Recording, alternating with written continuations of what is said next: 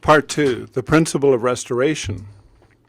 The providence of restoration refers to God's work to restore the fallen people to their original unfallen state so that they may fulfill the purpose of creation. Since the providence of restoration is God's work of recreation, which has as its goal the fulfillment of the purpose of creation, God works this providence in accordance with his principle. In the course of the providence of restoration, this principle is called the principle of restoration. Human beings fell from the top of the growth stage and have been held under Satan's dominion.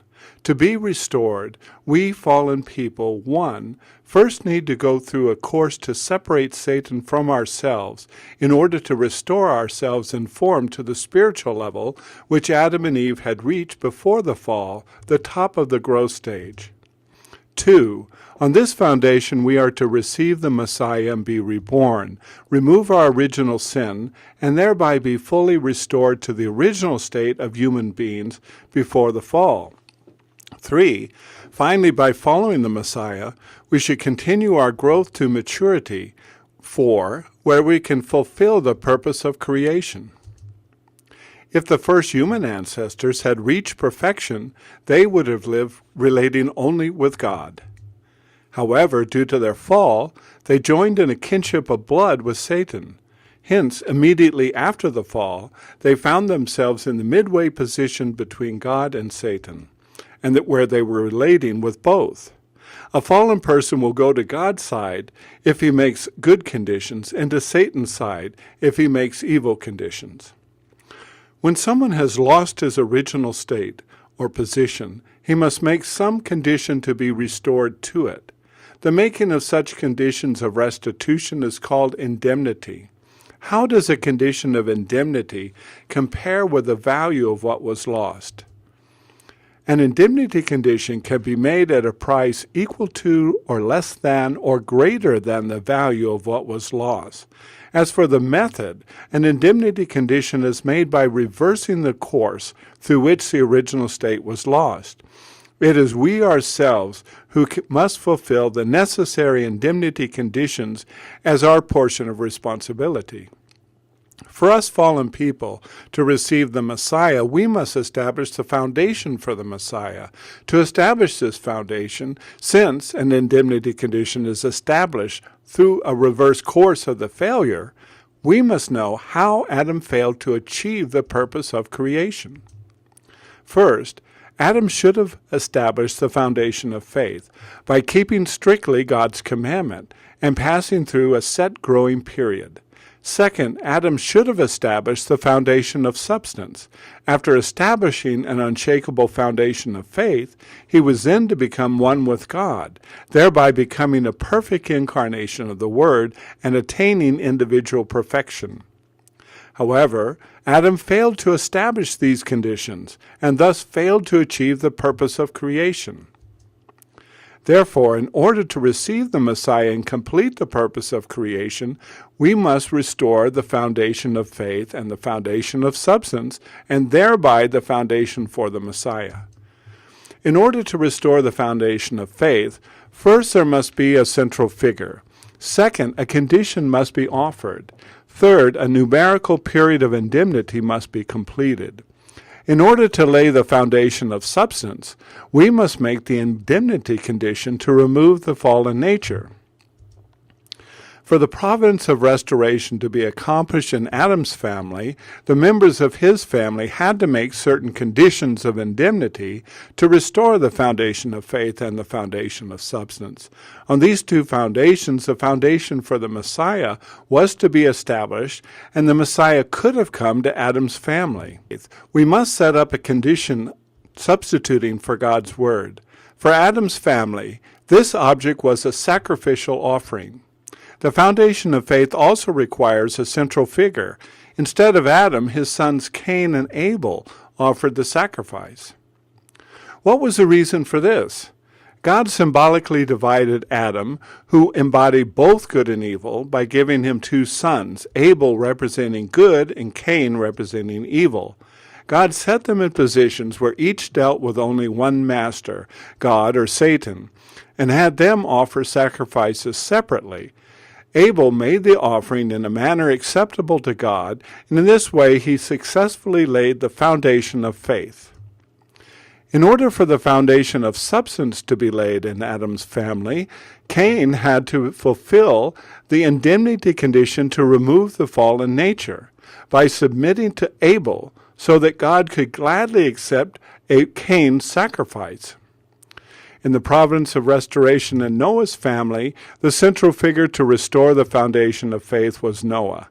The condition through which Noah was to restore it was the ark, which signified the new cosmos. Through the 40 days of flood judgment, Noah's family offered the ark in the manner acceptable to God and restored through indemnity the foundation of faith. For Noah's family to make an acceptable substantial offering, Ham, Noah's second son and the central figure of the substantial offering, was to restore the position of Abel. To do this, Ham had to become inseparably one in heart with his father Noah, who had made the symbolic offering. Genesis 9:20-26 reports that when Ham saw his father lying naked in his tent, he felt ashamed of Noah and stirred up the same feelings in his brothers Shem and Japheth. When Ham felt ashamed of his father's nakedness, an act that resembled Adam and Eve's covering their lower parts and hiding, he made a condition for Satan to enter. Hence his feeling and act constituted a sin. Consequently, Ham failed to restore through indemnity Abel's position from which to make the substantial offering. Hence, Ham failed to establish the foundation of substance, and the providence of restoration in Noah's family ended in failure. God commanded Abraham to offer a dove, ram, and a heifer to restore the foundation of faith. Because Abraham did not cut the dove, birds of prey came down and defiled the sacrifices. This mistake meant that he did not separate good and evil, and thus had the effect of acknowledging Satan's claim of possession over the sacrifices. Through this failure of the symbolic offering, all the conditions God intended to restore through it were lost. As a consequence, Abraham's descendants had to suffer 400 years of slavery in Egypt, and the providence centered on him was prolonged through 3 generations of Abraham, Isaac, and Jacob. After Abraham failed in the symbolic offering, God gave him another chance by commanding him to sacrifice his son Isaac as a burnt offering. With absolute faith, Abraham put forth his hand and took the knife to slay Isaac. But the angel of the Lord called to him from heaven and said, "Do not lay your hand on the lad or do anything to him, for now I know that you fear God." Abraham's zeal to do God's will and his resolute actions, carried out with absolute faith, obedience, and loyalty, lifted him up to the position of already having killed Isaac. Therefore he completely separated Satan from Isaac. Because Abraham succeeded in his offering of Isaac, the providence of restoration in Abraham's family could be carried on by Isaac. In this way, Isaac, having inherited Abraham's mission, made the symbolic offering and restored through indemnity the foundation of faith. Isaac's son, Esau and Jacob, had to stand in the divided positions of Cain and Abel respectively. Then, by making a substantial offering, they had to fulfill the indemnity condition to remove the fallen nature and lay the foundation of substance.